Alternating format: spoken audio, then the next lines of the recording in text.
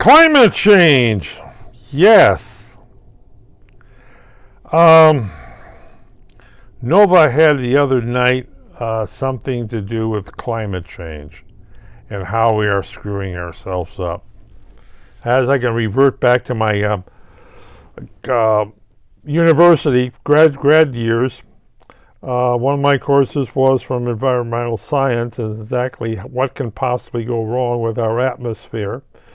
If we're adding too much CO2 into our atmosphere, we were told that sometime possibly next century, the century we're in, or the century after that, we're going to reach 400 parts per million for CO2 in the atmosphere, which will have an effect upon everything. It will make everything warmer. The winters will be warmer. Now, this was in the 70s. This is, they were looking at, in the 70s, they were looking at possibly entering a new ice age. They were predicting it. All the evidence was there that we're going to enter a new ice age. It was going to get slightly colder each winter, starting in the 70s or mid-70s. And by the end of the century, we may have a summer without, a year without a summer, okay, as explained. So, what happened? Well, in 1988, they had this great big thing in Congress predicting that if we don't watch our CO2 that we're pouring into the atmosphere, we're in big serious trouble. And why? Well, it wasn't so much as what the United States was doing, but what China and India was doing. They were building coal-fired plants for electric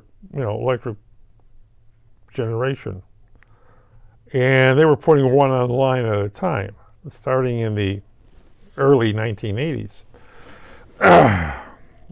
And they're watching CO2 go up in the atmosphere. And they said, basically, as I would say in 1977, I was told, that if we ever hit 400 parts per million, it's a runaway train. Our forests will burn, the frost line will move north, our forest thing. We will have tropical diseases coming in. Animals from Central America will be in the United States.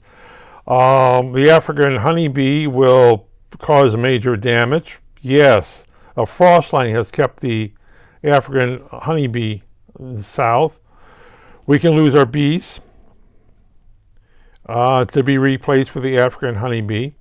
We can lose a lot of plants that will no longer be populated by the African honeybee or the population. We can lose our fruit. We may be able to grow bananas in Chicago. They have farms of bananas, but all the diseases from South America, above the equator, and Mexico will move their way north. The worst thing is the pine beetles will move north, as if the winters become milder, they will attack the trees.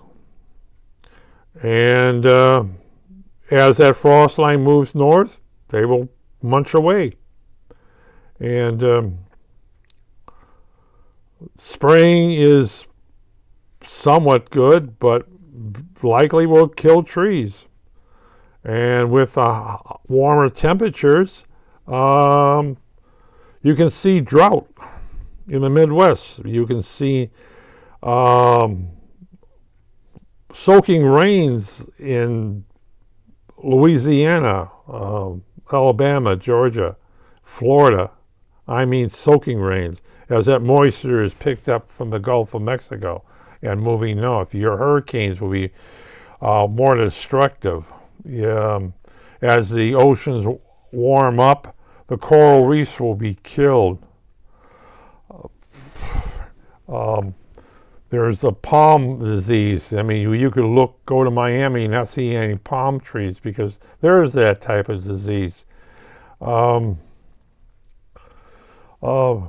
Moss hanging from the trees in Louisiana. I find moss hanging from the trees in Chicago. Yes, that thing. Of course,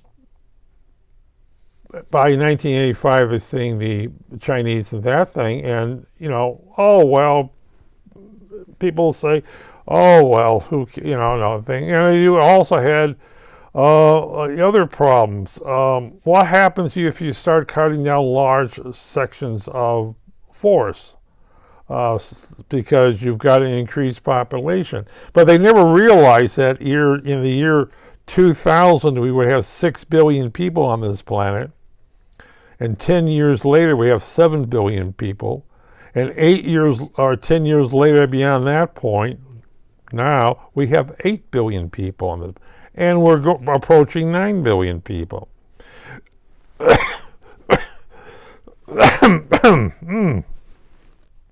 What else is wrong? The temperatures will go up. And places like Mexico City, which happens to be sitting in a volcano,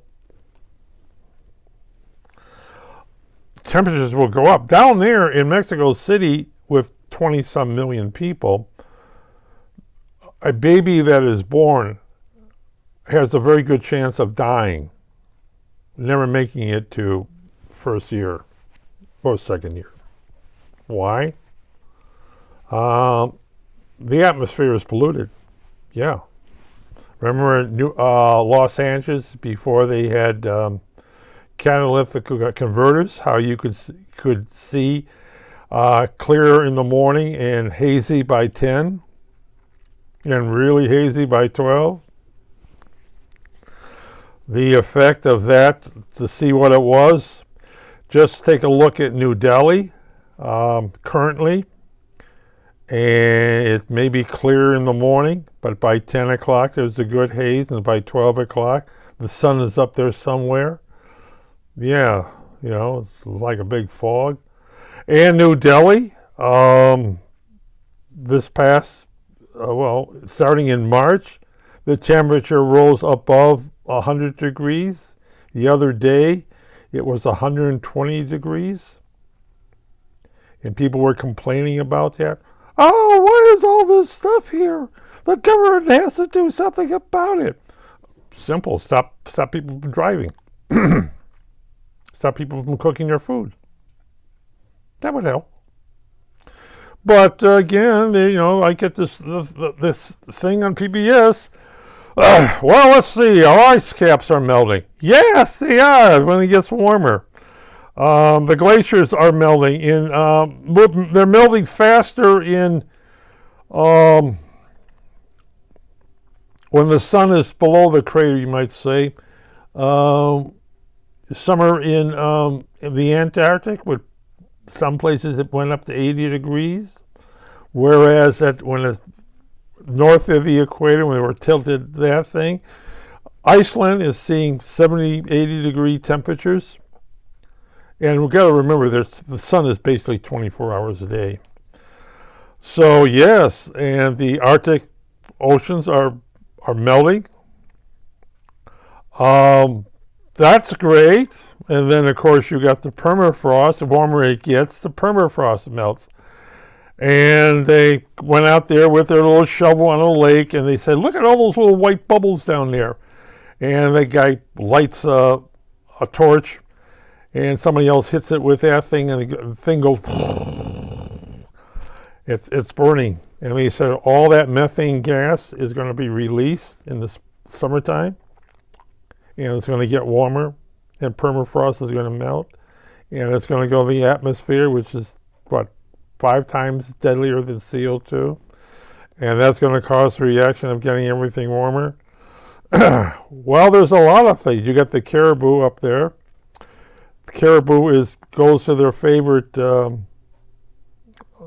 feeding in the summertime, and it's only a foot above ocean level, or 2 feet above ocean level. And as the everything, all the ice melts on the glaciers and on the Iceland and the Antarctic and Greenland, that ocean's going to go up. And sooner, there won't be any moss on the ground for the caribou. And you talk about starvation at a massive scale, or they're going to look for new hunting grounds, eating grounds. It's kind of like the polar bear is being eradicated. Wild polar bears may be a thing of the past. Yeah, their food supply is harder to get to. And of course, we have the humans are living on islands that where the islands are being washed away. In Louisiana, they showed that areas that 20 years ago had land on them are now underwater. And what there is left is going underwater. And all across the world, the same thing. Islands that were only a few feet above water by the end of the century will be gone. All across the United States, your coastal lands will be gone. Welcome, people. And they showed the thing, well, what will happen to Florida? This will happen to Florida because Key West is not that high above the oceans. And as the water goes up, the oceans rise. And it's not just the ice melting, it's the warming and expanding of the oceans. You know, like water expands when it gets warm. Yeah. And there's another problem, and there happens to be the CO2 in the oceans, turning into carbonic acid, being more acidic. And at one point, it's going to kill the first 2 feet of the ocean tops, which is all those little plankton up there that takes in CO2 and releases oxygen. That's nice. But if the ocean layers are too acidic, they're going to die. Oh, will anybody miss them? The whales will miss them, yeah. Oh, by the way, they generate oxygen. Good proportion of the air we breathe is from there. And a good portion of the air we breathe is from Brazilian rainforest, which is being cut down. And they showed pictures of, ever since they get satellites up on the planet, they just watched the forest being cleared. And what are those forests? Oh, they're being cleared for growing food. And what happens? The trees are cut down for growing food, or cut down and burned. That releases CO2. And rather have a tree growing with all those leaves on it than having corn growing or maize growing with not very many leaves on it. And what will happen? Well, CO2 goes up. Maybe Al Gore is right. As the CO2 goes up, worse conditions happen. Those who have a hard time breathing are going to have a worse time breathing. Less oxygen they will be taking in, more CO2. I don't think our species is really meant to do that. Of course, the amount of CO2 that's going to be out there isn't enough to kill us. The other thing is plants love CO2. Too much CO2, and they die.